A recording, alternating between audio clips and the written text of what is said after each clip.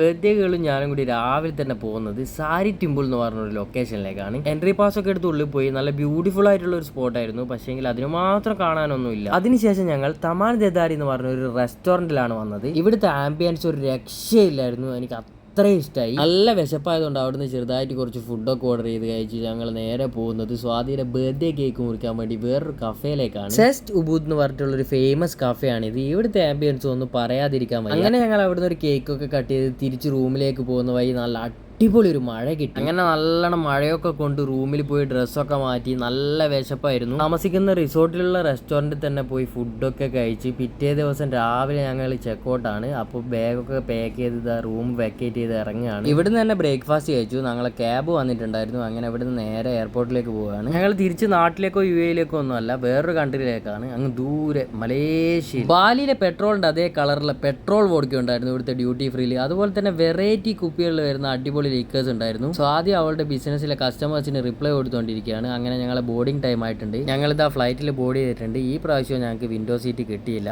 അപ്പം മലേഷ്യയിലെ വിശേഷങ്ങൾ അടുത്ത വീഡിയോയിൽ കാണാം.